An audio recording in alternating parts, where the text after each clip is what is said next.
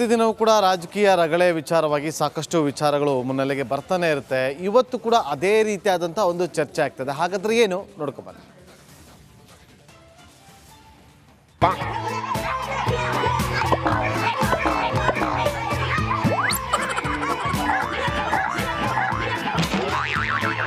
ಸಾಕು ಬಿಡ್ರಪ್ಪ ಬಿಡ್ರಿ.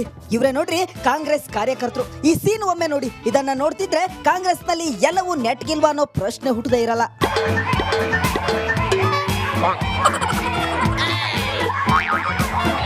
ಹೌದು, ಇಷ್ಟೆಲ್ಲ ಹೈಡ್ರಾಮಾ ನಡೆದಿದ್ದು ಕೋಲಾರದ ನಂದಿನಿ ಪ್ಯಾಲೇಸ್ ನಲ್ಲಿ. ಅಸಲಿಗೆ ಅಲ್ಲಿ ಕಾಂಗ್ರೆಸ್ ಸಮಾವೇಶ ನಡೆಯುತ್ತಿತ್ತು. ಅಷ್ಟರಲ್ಲೇ ಬಣ ಪಾಲಿಟಿಕ್ಸ್ ಕೂಡ ಶುರುವಾಯಿತು. ಕಾಂಗ್ರೆಸ್ ಶಾಸಕರ ಸಮ್ಮುಖದಲ್ಲೇ ಮಾರಾಮಾರಿಯೂ ನಡೆದು ಬಿಡ್ತು.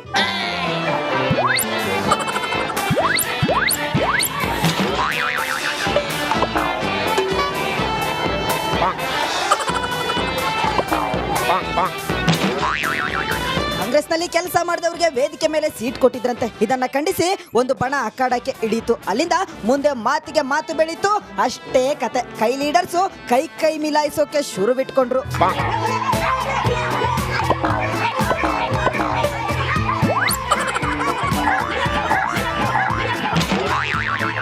ಕೊನೆಗೆ ಕಾಂಗ್ರೆಸ್ ಜಿಲ್ಲಾಧ್ಯಕ್ಷ ಲಕ್ಷ್ಮೀನಾರಾಯಣನ್ ಅವ್ರನ್ನ ಕಾರ್ಯಕರ್ತರು ಸಭೆಯಿಂದ ಹೊರಗಟ್ಟಿದ್ರು. ರಮೇಶ್ ಕುಮಾರ್ ಬಣದವರಿಗೆ ಆಹ್ವಾನ ನೀಡಿಲ್ಲ ಅನ್ನೋ ಕಾರಣಕ್ಕೆ ಈಗೆಲ್ಲ ನಡೀತು ಅಂತ ಹೇಳಲಾಗ್ತಿದೆ. ಆದ್ರೆ ಈ ರಾಜಕೀಯ ಇನ್ನು ಅದ್ಯಾವ ರೀತಿ ರಗಳೆ ಸೃಷ್ಟಿಸಿತೋ ದೇವರೇ ಬಲ್ಲ.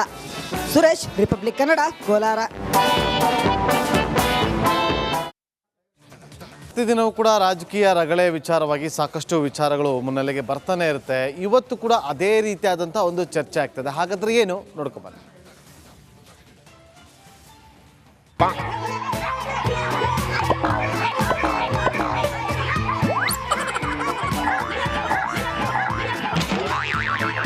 ಸಾಕು ಬಿಡ್ರಪ್ಪ ಬಿಡ್ರಿ. ಇವ್ರೆ ನೋಡ್ರಿ ಕಾಂಗ್ರೆಸ್ ಕಾರ್ಯಕರ್ತರು. ಈ ಸೀನ್ ಒಮ್ಮೆ ನೋಡಿ. ಇದನ್ನ ನೋಡ್ತಿದ್ರೆ ಕಾಂಗ್ರೆಸ್ ನಲ್ಲಿ ಎಲ್ಲವೂ ನೆಟ್ಗಿಲ್ವಾ ಅನ್ನೋ ಪ್ರಶ್ನೆ ಹುಟ್ಟದೇ ಇರಲ್ಲ.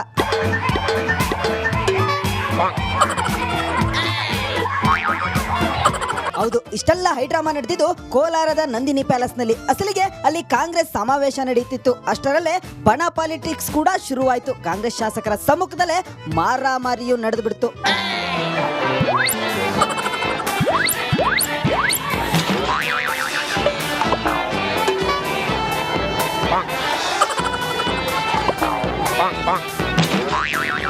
ಕಾಂಗ್ರೆಸ್ನಲ್ಲಿ ಕೆಲಸ ಮಾಡಿದವರಿಗೆ ವೇದಿಕೆ ಮೇಲೆ ಸೀಟ್ ಕೊಟ್ಟಿದ್ರಂತೆ. ಇದನ್ನ ಖಂಡಿಸಿ ಒಂದು ಬಣ ಅಖಾಡಕ್ಕೆ ಇಡೀತು. ಅಲ್ಲಿಂದ ಮುಂದೆ ಮಾತಿಗೆ ಮಾತು ಬೆಳೀತು.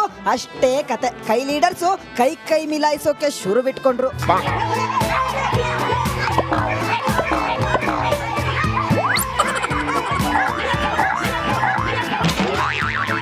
ಕೊನೆಗೆ ಕಾಂಗ್ರೆಸ್ ಜಿಲ್ಲಾಧ್ಯಕ್ಷ ಲಕ್ಷ್ಮೀನಾರಾಯಣನ್ ಅವ್ರನ್ನ ಕಾರ್ಯಕರ್ತರು ಸಭೆಯಿಂದ ಹೊರಗಟ್ಟಿದ್ರು. ರಮೇಶ್ ಕುಮಾರ್ ಬಣದವರಿಗೆ ಆಹ್ವಾನ ನೀಡಿಲ್ಲ ಅನ್ನೋ ಕಾರಣಕ್ಕೆ ಈಗೆಲ್ಲ ನಡೀತು ಅಂತ ಹೇಳಲಾಗ್ತಿದೆ. ಆದ್ರೆ ಈ ರಾಜಕೀಯ ಇನ್ನು ಅದ್ಯಾವ ರೀತಿ ರಗಳೆ ಸೃಷ್ಟಿಸಿತೋ ದೇವರೇ ಬಲ್ಲ. ಸುರೇಶ್, ರಿಪಬ್ಲಿಕ್ ಕನ್ನಡ, ಕೋಲಾರ. ಪ್ರತಿದಿನವೂ ಕೂಡ ರಾಜಕೀಯ ರಗಳೆ ವಿಚಾರವಾಗಿ ಸಾಕಷ್ಟು ವಿಚಾರಗಳು ಮುನ್ನೆಲೆಗೆ ಬರ್ತಾನೆ ಇರುತ್ತೆ. ಇವತ್ತು ಕೂಡ ಅದೇ ರೀತಿಯಾದಂಥ ಒಂದು ಚರ್ಚೆ ಆಗ್ತದೆ. ಹಾಗಾದ್ರೆ ಏನು ನೋಡ್ಕೊಬನ್ನಿ.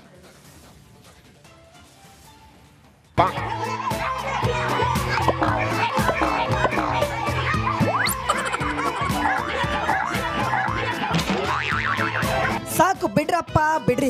ಇವ್ರೆ ನೋಡ್ರಿ ಕಾಂಗ್ರೆಸ್ ಕಾರ್ಯಕರ್ತರು. ಈ ಸೀನ್ ಒಮ್ಮೆ ನೋಡಿ. ಇದನ್ನ ನೋಡ್ತಿದ್ರೆ ಕಾಂಗ್ರೆಸ್ ನಲ್ಲಿ ಎಲ್ಲವೂ ನೆಟ್ಗಿಲ್ವಾ ಅನ್ನೋ ಪ್ರಶ್ನೆ ಹುಟ್ಟದೇ ಇರಲ್ಲ.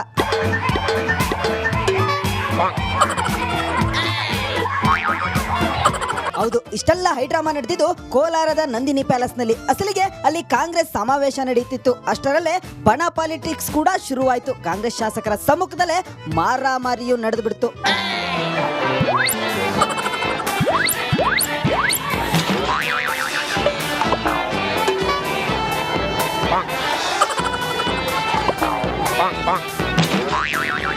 ಕಾಂಗ್ರೆಸ್ನಲ್ಲಿ ಕೆಲಸ ಮಾಡಿದವರಿಗೆ ವೇದಿಕೆ ಮೇಲೆ ಸೀಟ್ ಕೊಟ್ಟಿದ್ರಂತೆ. ಇದನ್ನ ಖಂಡಿಸಿ ಒಂದು ಬಣ ಅಖಾಡಕ್ಕೆ ಇಡೀತು. ಅಲ್ಲಿಂದ ಮುಂದೆ ಮಾತಿಗೆ ಮಾತು ಬೆಳೀತು.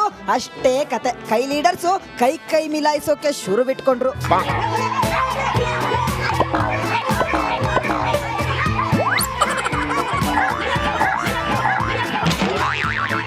ಕೊನೆಗೆ ಕಾಂಗ್ರೆಸ್ ಜಿಲ್ಲಾಧ್ಯಕ್ಷ ಲಕ್ಷ್ಮೀನಾರಾಯಣನವ್ರನ್ನ ಕಾರ್ಯಕರ್ತರು ಸಭೆಯಿಂದ ಹೊರಗಟ್ಟಿದ್ರು. ರಮೇಶ್ ಕುಮಾರ್ ಬಣದವರಿಗೆ ಆಹ್ವಾನ ನೀಡಿಲ್ಲ ಅನ್ನೋ ಕಾರಣಕ್ಕೆ ಈಗೆಲ್ಲ ನಡೀತು ಅಂತ ಹೇಳಲಾಗ್ತಿದೆ. ಆದ್ರೆ ಈ ರಾಜಕೀಯ ಇನ್ನು ಅದ್ಯಾವ ರೀತಿ ರಗಳೆ ಸೃಷ್ಟಿಸಿತೋ ದೇವರೇ ಬಲ್ಲ.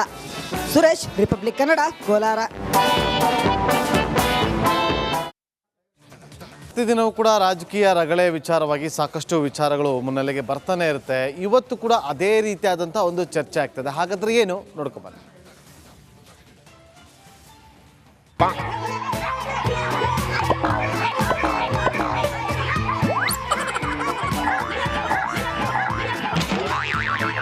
ಸಾಕು ಬಿಡ್ರಪ್ಪ ಬಿಡ್ರಿ. ಇವ್ರೆ ನೋಡ್ರಿ ಕಾಂಗ್ರೆಸ್ ಕಾರ್ಯಕರ್ತರು. ಈ ಸೀನ್ ಒಮ್ಮೆ ನೋಡಿ. ಇದನ್ನ ನೋಡ್ತಿದ್ರೆ ಕಾಂಗ್ರೆಸ್ ನಲ್ಲಿ ಎಲ್ಲವೂ ನೆಟ್ಗಿಲ್ವಾ ಅನ್ನೋ ಪ್ರಶ್ನೆ ಹುಟ್ಟದೇ ಇರಲ್ಲ.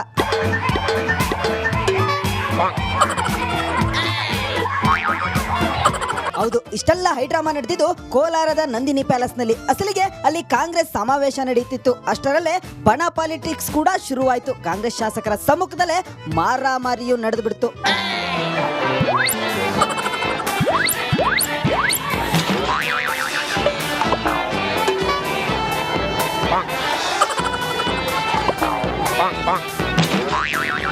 ಕಾಂಗ್ರೆಸ್ನಲ್ಲಿ ಕೆಲಸ ಮಾಡಿದವರಿಗೆ ವೇದಿಕೆ ಮೇಲೆ ಸೀಟ್ ಕೊಟ್ಟಿದ್ರಂತೆ. ಇದನ್ನ ಖಂಡಿಸಿ ಒಂದು ಬಣ ಅಖಾಡಕ್ಕೆ ಇಡೀತು. ಅಲ್ಲಿಂದ ಮುಂದೆ ಮಾತಿಗೆ ಮಾತು ಬೆಳೀತು. ಅಷ್ಟೇ ಕತೆ. ಕೈ ಲೀಡರ್ಸು ಕೈ ಮಿಲಾಯಿಸೋಕೆ ಶುರು ಬಿಟ್ಕೊಂಡ್ರು.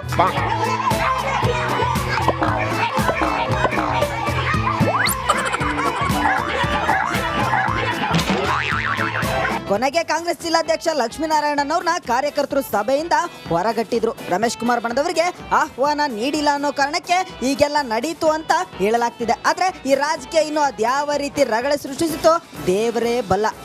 ಸುರೇಶ್, ರಿಪಬ್ಲಿಕ್ ಕನ್ನಡ, ಕೋಲಾರ. ಪ್ರತಿದಿನವೂ ಕೂಡ ರಾಜಕೀಯ ರಗಳೆ ವಿಚಾರವಾಗಿ ಸಾಕಷ್ಟು ವಿಚಾರಗಳು ಮುನ್ನೆಲೆಗೆ ಬರ್ತಾನೆ ಇರುತ್ತೆ. ಇವತ್ತು ಕೂಡ ಅದೇ ರೀತಿಯಾದಂಥ ಒಂದು ಚರ್ಚೆ ಆಗ್ತದೆ. ಹಾಗಾದ್ರೆ ಏನು ನೋಡ್ಕೊಬನ್ನಿ.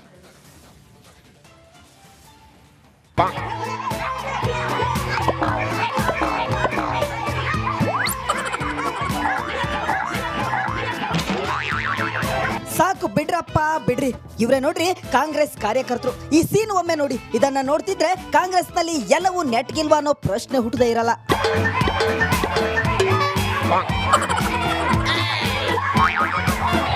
ಹೌದು, ಇಷ್ಟೆಲ್ಲ ಹೈಡ್ರಾಮಾ ನಡೆದಿದ್ದು ಕೋಲಾರದ ನಂದಿನಿ ಪ್ಯಾಲೇಸ್ ನಲ್ಲಿ. ಅಸಲಿಗೆ ಅಲ್ಲಿ ಕಾಂಗ್ರೆಸ್ ಸಮಾವೇಶ ನಡೆಯುತ್ತಿತ್ತು. ಅಷ್ಟರಲ್ಲೇ ಬಣ ಪಾಲಿಟಿಕ್ಸ್ ಕೂಡ ಶುರುವಾಯಿತು. ಕಾಂಗ್ರೆಸ್ ಶಾಸಕರ ಸಮ್ಮುಖದಲ್ಲೇ ಮಾರಾಮಾರಿಯೂ ನಡೆದು ಬಿಡ್ತು.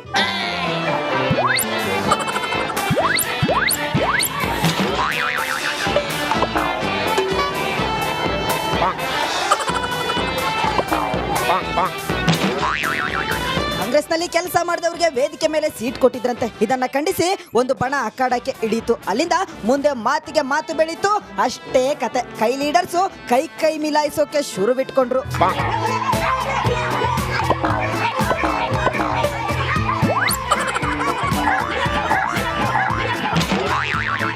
ಕೊನೆಗೆ ಕಾಂಗ್ರೆಸ್ ಜಿಲ್ಲಾಧ್ಯಕ್ಷ ಲಕ್ಷ್ಮೀನಾರಾಯಣನವ್ರನ್ನ ಕಾರ್ಯಕರ್ತರು ಸಭೆಯಿಂದ ಹೊರಗಟ್ಟಿದ್ರು. ರಮೇಶ್ ಕುಮಾರ್ ಬಣದವರಿಗೆ ಆಹ್ವಾನ ನೀಡಿಲ್ಲ ಅನ್ನೋ ಕಾರಣಕ್ಕೆ ಈಗೆಲ್ಲ ನಡೀತು ಅಂತ ಹೇಳಲಾಗ್ತಿದೆ. ಆದ್ರೆ ಈ ರಾಜಕೀಯ ಇನ್ನು ಅದ್ಯಾವ ರೀತಿ ರಗಳೆ ಸೃಷ್ಟಿಸಿತೋ ದೇವರೇ ಬಲ್ಲ.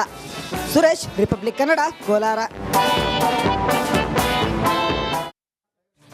ಪ್ರತಿದಿನವೂ ಕೂಡ ರಾಜಕೀಯ ರಗಳೆ ವಿಚಾರವಾಗಿ ಸಾಕಷ್ಟು ವಿಚಾರಗಳು ಮುನ್ನೆಲೆಗೆ ಬರ್ತಾನೆ ಇರುತ್ತೆ. ಇವತ್ತು ಕೂಡ ಅದೇ ರೀತಿಯಾದಂಥ ಒಂದು ಚರ್ಚೆ ಆಗ್ತದೆ. ಹಾಗಾದ್ರೆ ಏನು ನೋಡ್ಕೊಬನ್ನಿ.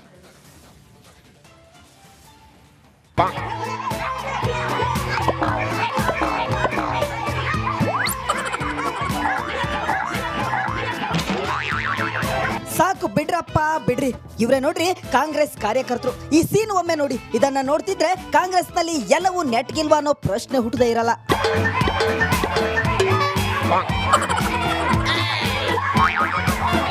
ಹೌದು, ಇಷ್ಟೆಲ್ಲ ಹೈಡ್ರಾಮಾ ನಡೆದಿದ್ದು ಕೋಲಾರದ ನಂದಿನಿ ಪ್ಯಾಲೇಸ್ ನಲ್ಲಿ. ಅಸಲಿಗೆ ಅಲ್ಲಿ ಕಾಂಗ್ರೆಸ್ ಸಮಾವೇಶ ನಡೆಯುತ್ತಿತ್ತು. ಅಷ್ಟರಲ್ಲೇ ಬಣ ಪಾಲಿಟಿಕ್ಸ್ ಕೂಡ ಶುರುವಾಯಿತು. ಕಾಂಗ್ರೆಸ್ ಶಾಸಕರ ಸಮ್ಮುಖದಲ್ಲೇ ಮಾರಾಮಾರಿಯೂ ನಡೆದು ಬಿಡ್ತು.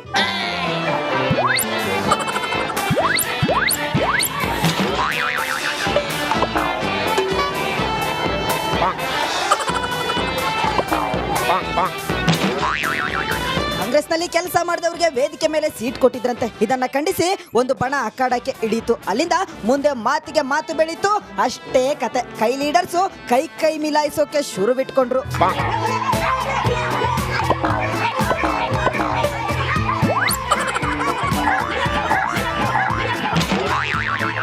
ಕೊನೆಗೆ ಕಾಂಗ್ರೆಸ್ ಜಿಲ್ಲಾಧ್ಯಕ್ಷ ಲಕ್ಷ್ಮೀನಾರಾಯಣನವ್ರನ್ನ ಕಾರ್ಯಕರ್ತರು ಸಭೆಯಿಂದ ಹೊರಗಟ್ಟಿದ್ರು. ರಮೇಶ್ ಕುಮಾರ್ ಬಣದವರಿಗೆ ಆಹ್ವಾನ ನೀಡಿಲ್ಲ ಅನ್ನೋ ಕಾರಣಕ್ಕೆ ಈಗೆಲ್ಲ ನಡೀತು ಅಂತ ಹೇಳಲಾಗ್ತಿದೆ. ಆದ್ರೆ ಈ ರಾಜಕೀಯ ಇನ್ನು ಅದ್ಯಾವ ರೀತಿ ರಗಳೆ ಸೃಷ್ಟಿಸಿತೋ ದೇವರೇ ಬಲ್ಲ.